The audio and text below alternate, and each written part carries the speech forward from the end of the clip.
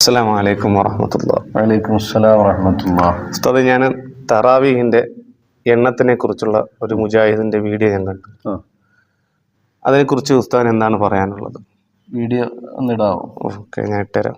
സമൂഹത്തിൽ തർക്കമുള്ള വിഷയം എന്താ വെച്ചാൽ, ചില ആളുകൾ പറയുന്നത് 23 റക്അത്താണ് പിന്നെ സുന്നത്ത്, റസൂലുള്ളാഹി എത്ര സ്കെച്ചിട്ടുണ്ട്. അതുപോലെ തന്നെ വേറെ ചില ആളുകൾ 11 റക്അത്ത്, അതാണ് റസൂലുള്ളാഹി സുന്നത്ത്.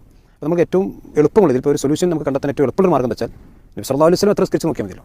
പിന്നെ നമുക്ക് വേറെ നോക്കണമല്ലോ. ഖുർആനിലും റസൂലുള്ളാഹി സ്വല്ലല്ലാഹു അലൈഹി വസല്ലം ആ പ്രവാചകൻ നിസ്കരിച്ചതാണ് നമുക്കുള്ള മാതൃക. അപ്പോൾ അത് നമുക്ക് നോക്കുമ്പോൾ കിതാബ് തറാവീഹ് എന്ന് പറയുന്ന അധ്യായം തന്നെ സഹീഹ് ബുഖാരിയുണ്ട്. തർക്കം തറാവിസ്കാരാണ്. അപ്പോൾ കിതാബ് തറാവീഹ് എന്ന അധ്യായത്തിൽ മഹദിയായ ആയിഷ റളിയല്ലാഹു അൻഹ തന്നെ പറയുന്ന ഒരു സംഭവം നമുക്ക് കാണാൻ കഴിയും. അതായത് പല മുജാഹിദുകളും ഇതുപോലെയുള്ള കാര്യങ്ങൾ പറയാറുണ്ട്.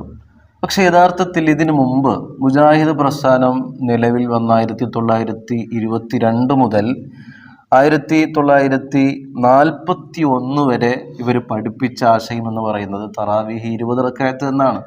അന്നൊന്നും ഈ ബുഖാരിയും മുസ്ലിമൊന്നും ഇല്ലായിരുന്നു. അന്ന് ഇവർ എഴുതി വെച്ചത് ഇവരുടെ അപ്പോസ്തലരായ നേതാക്കളായ മുജാഹിദ് സ്ഥാപക നേതാക്കളായ TK മൗലവി, EK മൗലവി, MCC മൗലവി അവർ ചേർന്ന് എഴുതിയ ഒരു കർമ്മശാസ്ത്ര പുസ്തകമുണ്ട്.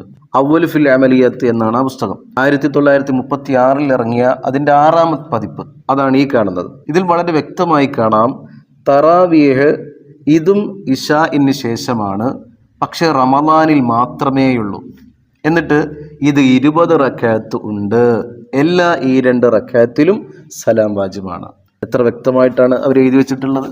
എന്നിട്ടോ ബുഖാരി കാണാൻ ഇവർക്ക് സമയമെടുത്തത് 1941 കൊല്ലം ചിന്നക്കടയിൽ വെച്ച് 8 റക്അത്ത് നടപ്പിലാക്കാൻ മൗലവിമാർ വന്നപ്പോൾ അന്നത്തെ മുസ്ലിമീങ്ങൾ അത് സമ്മതിച്ചില്ല എന്ന് വക്കം മൗലവിയും നവോത്ഥാന നായകരും എന്ന പുസ്തകത്തിൽ വളരെ വ്യക്തമായി തന്നെ നമുക്ക് കാണാൻ കഴിയും.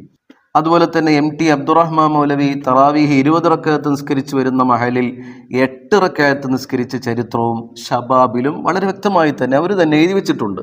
ഒരു കാലത്ത് 20 വാദിച്ചവർ പിന്നീട് 11 പിന്നീട് 8 ഇസ്ലാമിൽ പുതിയ പുതിയ കാര്യങ്ങൾ ഇങ്ങനെ ഓരോന്നായി കൊണ്ടുവരികയാണ്. ഇസ്ലാം എന്ന് പറഞ്ഞാൽ അങ്ങനെ ഇല്ലല്ലോ. സാധാരണ ഇവർ തന്നെ ഓതാറുള്ള ആയത്താണ് അൽയൗമ അക്മൽതു ലക്കും ദീനക്കും, നിങ്ങളുടെ ദീനീ വിഷയങ്ങളൊക്കെ പൂർത്തിയാക്കി തന്നിരിക്കുന്നു എന്ന് ഓതാറുള്ള ഇവർ തന്നെ ഇങ്ങനെ പറയുമ്പോൾ എത്രത്തോളം ഇവരുടെ ആദർശത്തിൽ ഉറപ്പുണ്ട് എന്ന് നമ്മളൊന്ന് മനസ്സിലാക്കണം.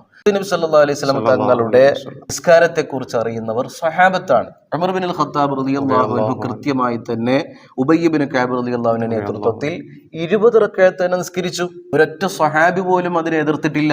എന്തുകൊണ്ട്? മുത്തുനബിയുടെ തറാവീഹിന്റെ എണ്ണം കൃത്യമായി അവർക്ക് അറിയുന്നത് കൊണ്ട്.